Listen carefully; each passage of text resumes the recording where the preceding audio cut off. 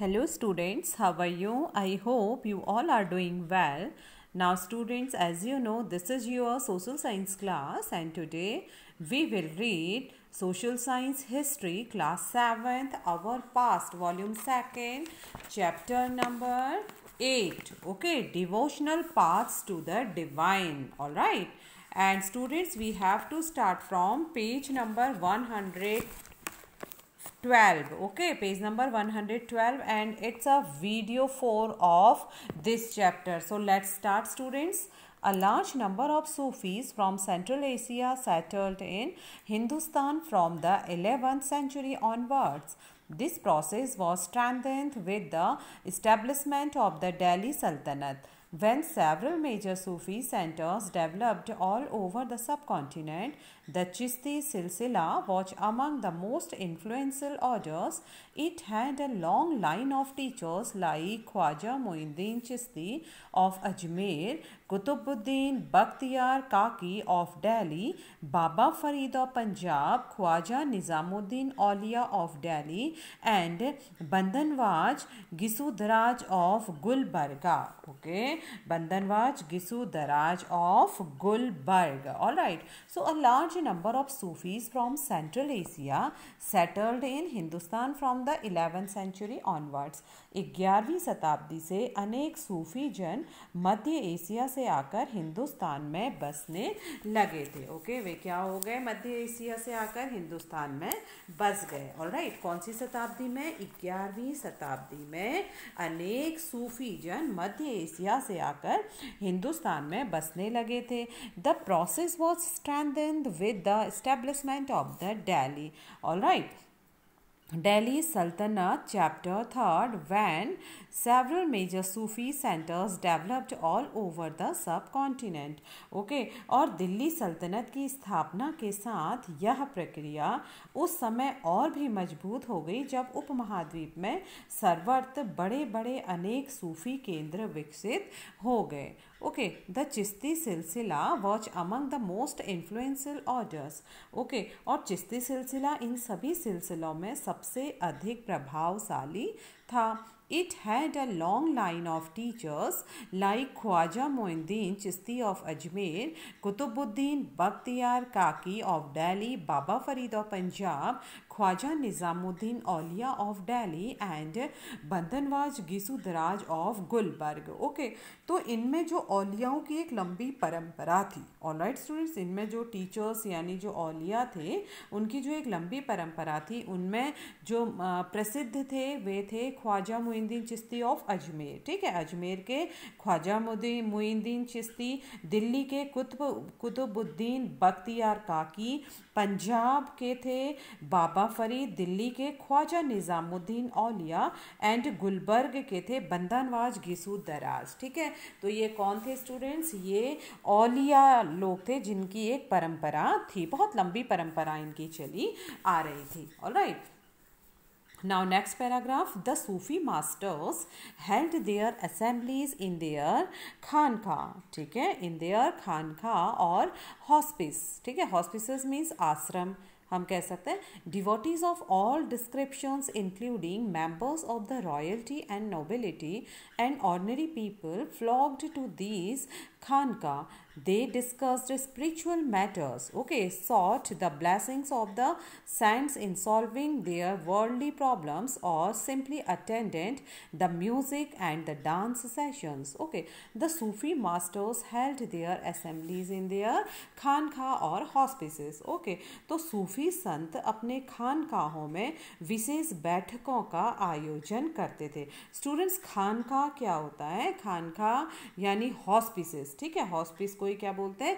खानका. हॉस्पिसेस को क्या बोलते हैं? खानका. खानका होता है सूफी संस्था जहाँ सूफी संत अक्सर रहते भी हैं. ओके, वे वहाँ पर स्टे भी करते हैं.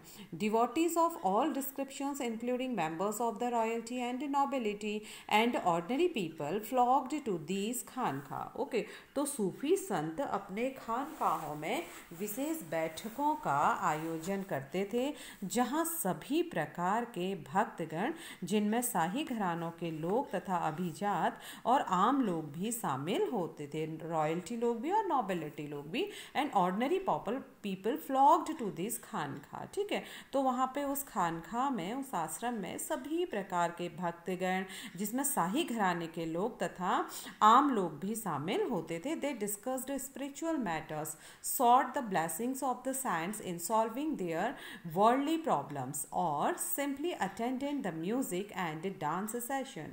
ओके, इन खानखाहों में जो लोग आते थे वे आध्यात्मिक विषयों पर, ठीक है, किस पे चर्चा करते थे? वे स्पिरिचुअल मैटर्स यानी आध्यात्मिक विषयों पर चर्चा करते थे।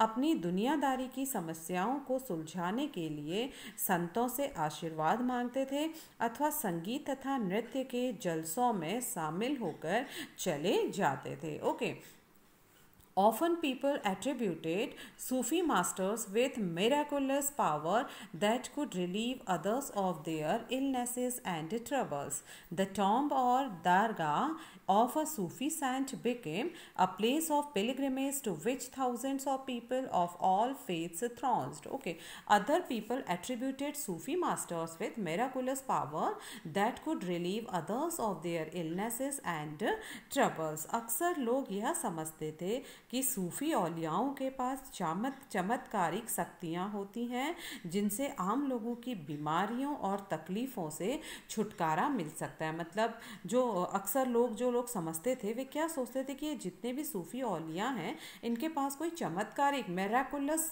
पावर होती है जिससे कि उनकी इलनेस और ट्रबल क्या हो जाते हैं, ठीक हो जाते हैं। Okay, This tomb or dargah of a Sufi saint became a place of pilgrimage to which thousands of people all faith thronged. Okay, तो सूफी संत की दरगाह एक पिलग्रिमेज बन गया था, एक तीर्थ स्थल बन गया था जहाँ सभी ईमान धर्म के लोग हजारों की संख्या में एकत्रित होते थे और यहाँ पर उनका आशीर्वाद लेने आते थे। ओके, ताकि उनकी प्रॉब्लम्स, उनके ट्रबल्स और उनकी इलनेस क्या हो जाए, ठीक हो जाए। Okay, now finding the Lord, अब हम पढ़ेंगे फाइंडिंग द लॉर्ड मीन्स प्रभु, मालिक। ओके, फाइंड मीन्स खोजना, तो प्रभु या मालिक की खोज। Jalaluddin Rumi was a great 13th century Sufi poet from Iran who wrote in Persian. Here is an excerpt from his work. Okay, he watched not on the cross of the Christians. I went to the Hindu temples. In none of them was there any sign. He watched not on the heights or in the lowlands.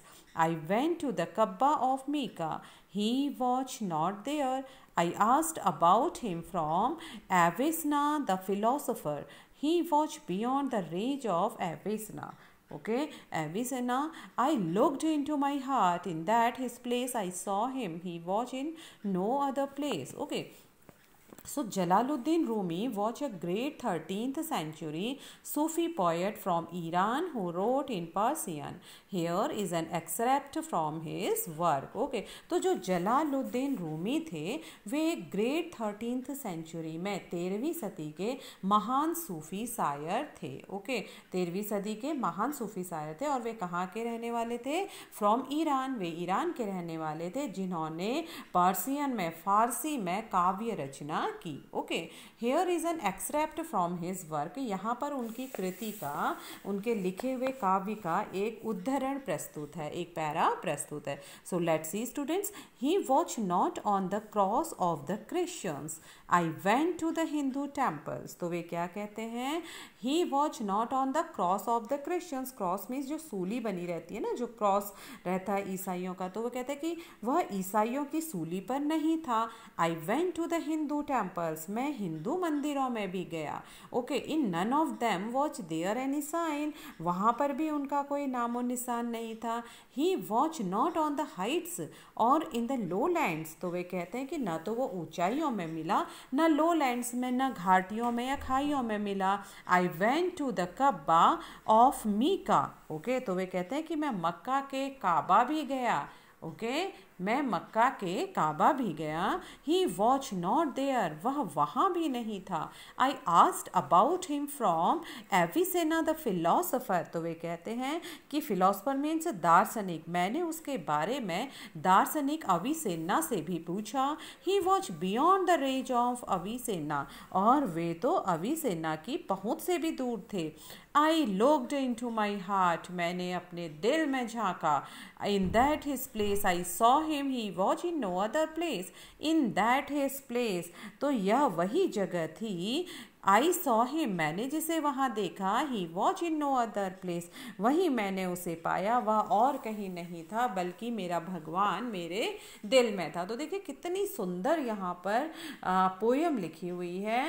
एक para है इस line का, इस उद्धरण का, कितनी सुंदर कृति है, जलालुद्दीन रूमी के द्वारा लिखी गई। Okay, new religious developments in north India.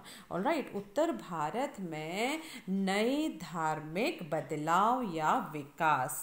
तो चलिए पढ़ते हैं कि उत्तर भारत में क्या नए धार्मिक बदलाव हुए थे। The period after the 13th century saw a new wave of the Bhakti movement in North India. This was an age when Islam, Brahmanical Hinduism, Sufism, various strands of Bhakti and the Nath Panth Siddhas and Yogis influenced one another. We saw that new towns, chapter 6, and kingdoms, chapter 2, 3, and 4, were emerging, and people were taking up new professions and finding new roles for themselves. Such people, especially craftspersons, peasants, traders, and laborers, thronged to listen to these new saints and spread their ideas. Okay. The period after the 13th century saw a new wave of the Bhakti movement in North India. 13वीं सदी के बाद उत्तरी भारत में भक्ति आंदोलन की एक नई लहर आई। This was an age when Islam, Brahmanical Hinduism, Sufism, various strands of Bhakti and the Nathpanthi Siddhas and Yogis influenced one another. Okay. तो वह एक ऐसा युग था जब इस्लाम, ब्राह्मणवादी, हिंदू धर्म, सूफी मत, भक्ति की विभिन्न धाराओं ने और नाथपंथियों, सिद्धों तथा योगियों ने परस्पर एक दूसरे को इन्फ्लुएंस किया, प्रभावित किया। ओके, वी सॉ, हमने देखा, दैट न्यू टाउन्स, चैप्टर 6 में नए नगर, एंड किंगडम्स और राज्य, साम्राज्य, चैप्टर 2, 3 एंड 4 में वर emerging.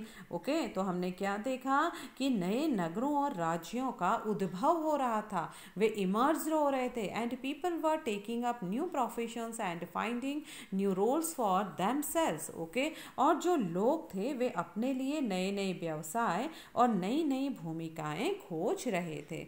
Okay. Such people, especially craftspersons, peasants, traders, and laborers, thronged to listen to these new saints and spread their ideas. ऐसे लोग विशेष रूप से शिल्पी, कृषक, व्यापारी और मजदूर, ओके, और मजदूर क्या कर रहे थे, इन नए संतों के विचारों को सुनने के लिए इकट्ठे हो रहे थे। ओके, वे क्या हो रहे थे, इन सभी को सुनने के लिए इकट्ठे हो रहे थे और फिर उनका प्रचार भी करते थे। तो कौन लोग, विशेष रूप से शिल्पी, किसान, कृषक, किसान, व्यापारी और मजदूर इन नए संतों के विचारों को सुनने के लिए इकट्ठे हो जाते थे और फिर उनका प्रचार प्रसार भी करते थे। स्प्रेड देयर आइडियाज, उनके विचारों को फैलाते थे, उनका प्रसार करते थे। Some of them like Kabir and Baba Guru Nanak rejected all orthodox religions. Others like Tulsidas and Surdas accepted existing beliefs and practices but wanted to make these accessible to all. Tulsidas conceived of God in the form of Rama. Tulsidas' composition, the Ramcharitmanas, written in Awadhi, a language used in eastern Uttar Pradesh, is important both as and. Okay, some of them like Kabir and Baba Guru Nanak rejected all orthodox religions. तो उनमें से कबीर और गुरु नानक ठीक है। कुछ ऐसे संत थे जिन्होंने सभी आडंबरपूर्ण रूढ़िवादी धर्मों को, ऑर्थोडॉक्स रिलीजियंस मीन्स की कट्टर रूढ़िवादी जो धर्म थे उनको अस्वीकार कर दिया। अदर्स लाइक और अन्य Tulsidas and Surdas accepted existing beliefs and practices, ठीक है। और कुछ ऐसे संत थे जैसे तुलसीदास और सूरदास, इन्होंने उस समय विद्यमान विश्वासों और पद्धतियों को स्वीकार करते हुए उन्हें सबके सामने लाने का प्रयास किया, but wanted to make these accessible to all, कि वे सबकी पहुंच में आ जाए, सारे विश्वासों को उन्होंने लाने की कोशिश की। Tulsidas conceived of God, okay, in the form of Rama, और तुलसीदास ने ईश्वर को राम के रूप में धारण किया। Tulsidas composition the Ramcharitmanas written in Awadhi, a language used in eastern UP, eastern Uttar Pradesh is important, okay. Awadhi जो कि पूर्वी उत्तर प्रदेश में बोली जाने वाली भाषा है, तो अवधी में लिखी गई तुलसीदास की रचना रामचरितमानस उनके भक्ति भाव की अभिव्यक्ति और साहित्यिक कृति दोनों ही दृष्टियों से, both has an important expression of the devotion and a literary work, ठीक है। तो जो अवधि में लिखी गई तुलसीदास है उसकी रचना रामचरितमानस उनके भक्ति भाव की अभिव्यक्ति और साहित्यिक कृति दोनों ही दृष्टि से अत्यंत महत्वपूर्ण है। Surdas watch and ardent devotees of Krishna, जो सूरदास थे सभी को हमें मालूम है स्टूडेंट्स, हमने हिंदी में भी कई बार पढ़ा है, प्रीवियस क्लासेस में भी हमने पढ़ा है कि सूरदास जो थे वे श्री कृष्ण के बहुत ही बड़े भक्त थे, डिवोटी थे, आर्डेंट थे यानी कि अनन्य भक्त थे, ठीक है। और जो उनकी रचनाएं थी, his composition compiled in the Sursagar, सूर सारावली एंड साहित्य लहरी एक्सप्रेस हिज डिवोशन, उनकी जो कृतियां थी, उनकी जो रचनाएं थी, जैसे कि सूर सागर, सूर सारावली और साहित्य लहरी में संग्रहित है उनकी सारी रचनाएं, okay. Also contemporary was Shankardeva of Assam, late 15th century, who emphasized devotion of Vishnu and composed poems and plays in Assamese। और उसी समय उसी कंटेम्प्रेरी में असम के शंकरदेव 15वीं शताब्दी में जो इन्हीं के समकालीन थे, उन्होंने विष्णु की भक्ति पर बल दिया और असम की भाषा में, असमिया भाषा में कविताएं और पोएम्स एंड प्लेस, कविताएं और नाटक लिखे। He began the practice of setting up namghars or house of recitations and prayers, a practice that continue to date, okay। उन्होंने ही नाम घर, कविता पाठ और प्रार्थना गृह स्थापित करने की पद्धति चलाई, ठीक है। उन्होंने क्या किया, नाम घर यानी कविता पाठ और प्रार्थना गृह स्थापित करने के सिस्टम को चलाया, पद्धति को चलाया, जो कि आज तक चल रही है, alright. The tradition also included saints like, okay, saints like Dadu Dayal, Ravidas and Mirabai. Mirabai was a Rajput princess married into the royal family of Mewar in the 16th century. Mirabai became a disciple of Ravidas, a saint from a caste considered untouchable. She was devoted of Krishna and composed innumerable bhajans expressing his intense devotion. Her song also openly challenged the norms of the upper caste and became popular with the masses in Rajasthan and Gujarat. Okay, so this tradition also included saints like दादू दयाल। इस परंपरा में दादू दयाल, रविदास और मीराबाई जैसे संत भी थे, ठीक है। Mirabai was a Rajput princess married into the royal family of Mewar in the 16th century, okay. Mirabai एक राजपूत राजकुमारी थी जिनका विवाह 16वीं शताब्दी में मेवाड़ के एक राजसी घराने में हुआ था। Mirabai became a disciple of Ravidas, a saint from a caste considered untouchables, ठीक है। मीराबाई रविदास जो कि अस्पृश्य जाति के माने जाते थे, उनकी अनुयायी बन गई, उनकी फॉलोवर बन गई। वे कृष्ण के प्रति क्या थी, समर्पित थी, ओके। ये तो हम सभी को मालूम है कि मीराबाई क्या थी, कृष्ण के लिए बहुत अधिक समर्पित थी, ठीक है।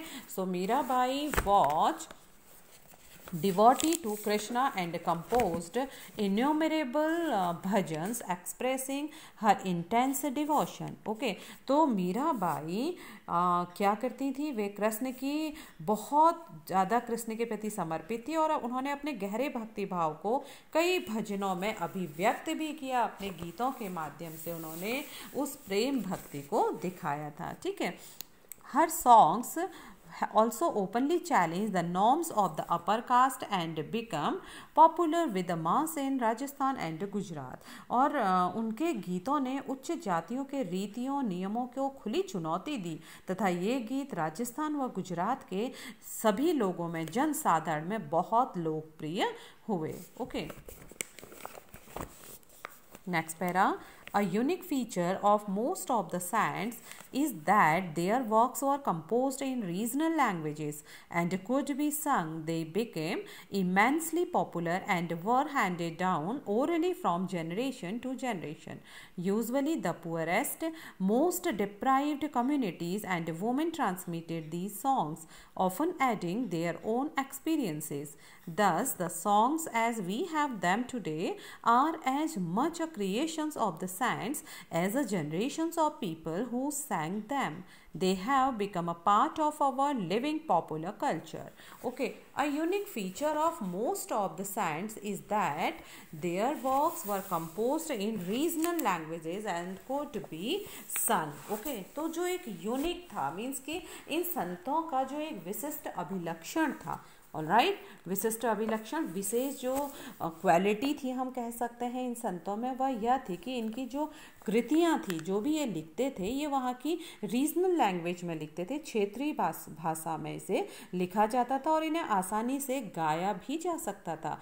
दे became immensely popular and were handed down orally from generation to generation. ठीक है, और इसलिए ये बेहद लोकप्रिय हुई और जनरेशन टू जनरेशन, पीढ़ी दर पीढ़ी मौखिक रूप से चलती भी रही। Alright, usually the poorest, most deprived communities and women transmitted these songs। और ज़्यादातर इन गीतों के प्रसारण में सर्वाधिक निर्धन, गरीब लोग और सबसे ज़्यादा वंचित समुदाय, डिप्राइव्ड कम्युनिटी एंड महिलाओं की इसमें भूमिका रही। ठीक है, सबसे ज़्यादा किसने किया इसे? द पुअरेस्ट, गरीब लोगों ने, मोस्ट डिप्राइव्ड कम्युनिटी, वंचित समुदाय ने, and women transmitted this song, और महिलाओं ने इस सॉन्ग का प्रचार प्रसार किया। ओके, तो ये सभी लोग क्या थे, इसके प्रसारण में बहुत बड़ी भूमिका निभाते थे। Often adding their own experiences, और वे प्रसारण की इस प्रक्रिया में अपने अक्सर अनुभव भी जोड़ देते थे। Thus the songs as we have them today are as much a creation of the saints as of generation of peoples who sang them. They have become a part of our living popular culture.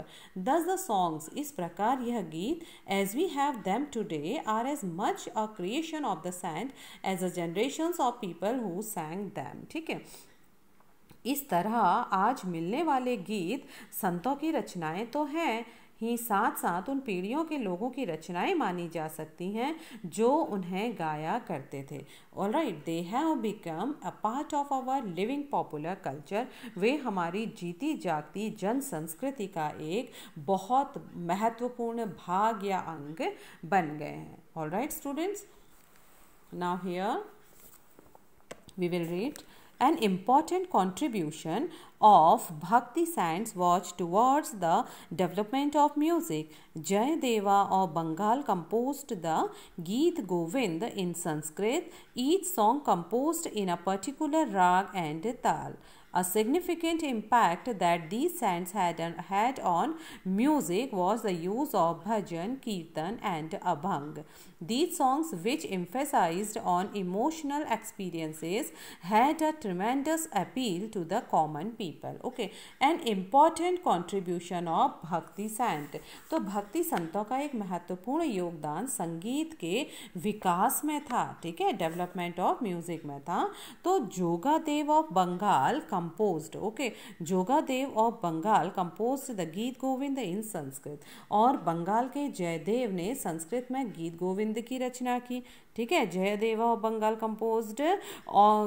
composed the Gita Govind of Sanskrit, each song composed in a particular rag and tal। और जैसे कि बंगाल के जयदेव ने संस्कृत में गोविंद की रचना की, उसमें हर गीत एक विशेष राग और ताल में रचित था. A significant impact that these saints had on music was the use of bhajan, kirtan and abhang. Okay, संगीत पर इन संतों का एक महत्वपूर्ण प्रभाव भजन, कीर्तन और अभंग का प्रयोग था.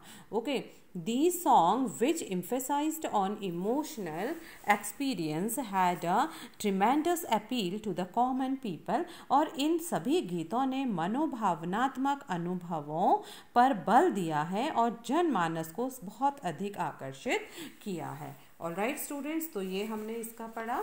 अब hair students this para is remaining here. First we will read map 1. तो जैसा कि हम map 1 में देख सकते हैं students, map 1 major bhakti saints and the regions associated with them. तो map 1 में क्या बताया गया? मुख्य भक्ति संतों के बारे में बताया गया है, कौन कहाँ से बिलोंग करते थे और उनसे कौन से जुड़े क्षेत्र थे. ठीक है, तो आप इसको ध्यान से देखिए. जैसे इसमें दिखाया गया है कि एकनाथ जो कि 16वीं शताब्दी में महाराष्ट्र से बिलोंग करते थे, और तुकाराम आप देख सकते हैं 16वीं शताब्दी में ये भी महाराष्ट्र से बिलोंग कर रहे हैं. नामदेव 13वीं से 14वीं शताब्दी में ये गोवा से बिलोंग कर रहे हैं. ठीक है, ऐसे ही अगर हम बात करें यहाँ नरसिंह मेहता 15वीं शताब्दी में ये गुजरात से बिलोंग कर रहे हैं. राजस्थान में हम देख सकते हैं दादू 16वीं से 17वीं शताब्दी में, मीराबाई राजस्थान 16वीं शताब्दी में. तो स्टूडेंट्स ये मैप है मुख्य भक्ति संतों का और उनसे जुड़े क्षेत्रों का. आप इसे ध्यान से देखिएगा. Now next figure, imaginary portrait of Srimanta Sankar Deva by Vishnu Prasad. Okay, तो देखिए यहाँ पर बहुत सुंदर पोर्ट्रेट बनाया गया है. ओके, श्रीमंत शंकर देव का किसने बनाया? विष्णु प्रसाद ने. The essence of Shankar Deva's devotion came to be known as Eka Sharan Nama Dharma, supreme surrender to the one. The teachings of Shankar Deva were based on the Bhagavad Gita and Bhagavat Purana. He also encouraged the establishment of satra of monasteries for transmission of knowledge. His major compositions included कीर्तन घोष. ठीक है, तो अब हम यहाँ पर देख सकते हैं student, the essence of Shankar Deva's devotion came to be known as Eka Sharan Nama Dharma. Okay, supreme surrender to the one. तो यहाँ पर हम शंकर देव की भक्ति का सार एक शरण नाम धर्म, एक सर्वोच्च सत्ता के प्रति समर्पण के नाम से जाना गया. The teaching of Shankar Deva were based on the Bhagavad Gita and Bhagavat Purana. और जो शंकर देव की शिक्षाएं थी, जो टीचिंग्स थी, वे भगवद गीता तथा भगवत पुराण पर आधारित हैं. Alright, he also encouraged the establishment of सत्रा और monasteries for transmission of knowledge. Alright, उन्होंने ज्ञान के प्रसार के लिए सत्र या मठों की स्थापना को प्रोत्साहित किया. हिज मेजर कंपोजिशंस इंक्लूडेड कीर्तन घोषा. उनकी जो प्रमुख रचना में कीर्तन घोष शामिल है. Okay students, now students, today class is over. Alright, tomorrow I will be back with this topic. All right, so till then students, revise your work and thank you very much. Have a nice day.